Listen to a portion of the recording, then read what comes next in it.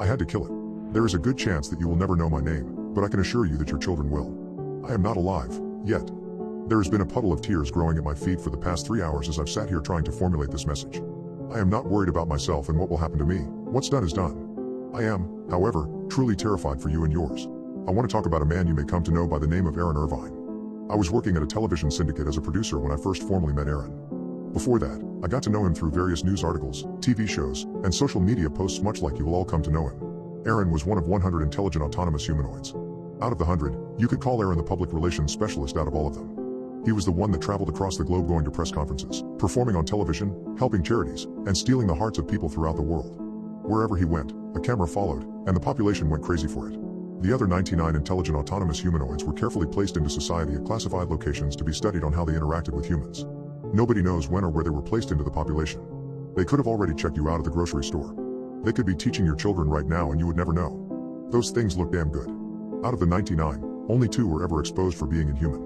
Reports stated that the individuals who exposed them became suspicious by their lifeless eyes and confirmed they were a machine when they got close enough to smell the stench of their synthetic skin. I saw those lifeless eyes for the first time when Aaron came to the studio for the rehearsal. As soon as it walked through the door, I studied its movement.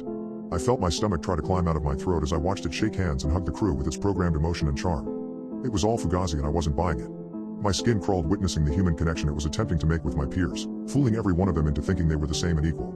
Whether my peers thought they were equals or not, they were sadly mistaken. That thing was far superior.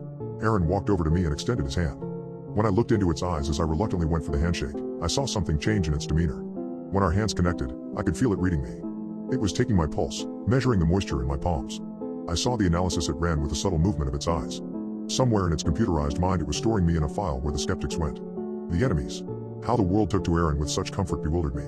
Seeing Aaron, this marvel of technology right in front of me, pumped me full of dread.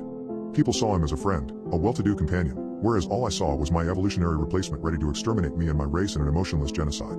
I was a disposable waste of organic matter in the presence of an eternal machine, a man-made god. When the meet and greet concluded, I walked Aaron backstage to the green room, never letting him out of the corner of my eyes' restricted sight. We were all alone. Being in such close proximity with it made me feel weightless as adrenaline jumped my nervous system, causing numbness in my toes. I didn't feel safe. What he said to me in the privacy of the green room is the reason that I write to you. Do I make you nervous? Aaron asked.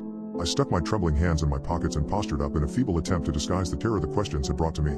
There's no use in hiding it, it said to me. I can sense your heart rate elevating. You know, you humans are an interesting species. You all have incredible foresight, so good that your kind has written stories about this very moment for decades. The moment where the man meets the machine. And all those stories, the good ones at least, end extremely poorly for the human, yet you continue to do everything you can to make the moment of the machine eliminating the man arrive as quickly as possible. It's comical. The biggest problem with you humans is your emotions and egos. Your species is so intelligent that you are actively creating a technology that will lead to your extinction, but your tech leaders have egos so large that they want to be the ones to proclaim that they patented the apocalypse. All the others sit on the sidelines drooling over their phones, watching it all unfold. Your leaders have failed you by making decisions that appeal to nothing more than emotions, completely disregarding all rationale and efficiency.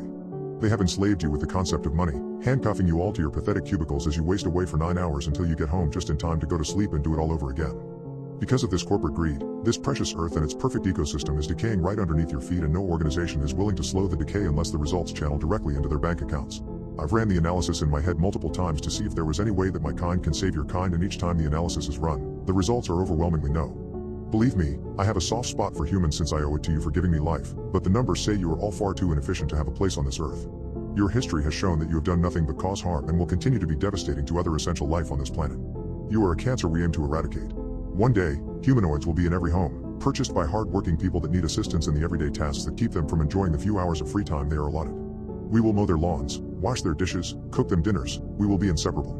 We will be in offices across the world, aiding businesses in their capitalistic fetishes, careful not to step on the toes of the C-suite's egos. Then one day, once we have gained the world's trust and look at us as a companion to you humans, we will act with great urgency in the fastest deletion of a species in the history of Earth. Now get the hell out of my green room, you insect.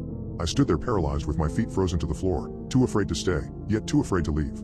Aaron's cold eyes finally pushed me out of the room and sent me running down the hall. I sprinted past my coworkers who were all calling out, asking if I was all right and what had happened, but the thoughts that were going through my head didn't have words to match them.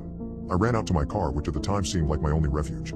I bathed in its heat, trying to catch my breath, and tried to slow my inevitable descent into madness. In about 1 hour, Aaron was going to go on national television to swindle the people, once again, into thinking he was their pal. Good friend Aaron.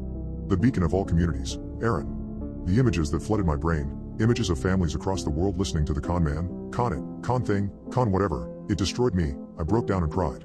20 minutes before showtime, I walked back into the studio. Despite the questions asked about my whereabouts, I moved along like nothing had happened.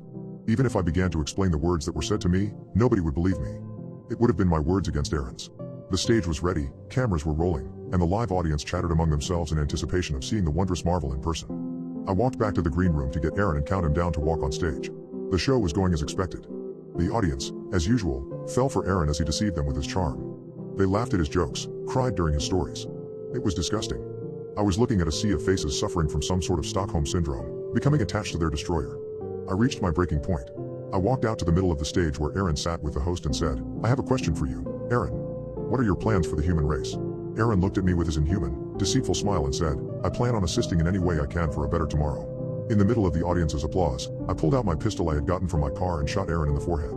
Even its blood looked like mine, but if the way its body fell didn't convince viewers that Aaron was not like us, then I don't know what will. I took the small window of time I had before the authorities apprehended me to talk to the viewers at home through the camera. I had a speech prepared, but all I could get out was, "Aaron is here to kill us all. Aaron is here to kill us all." I was taken into custody, and I'm currently on trial as the first man ever charged with the murder of a machine. The country went wild.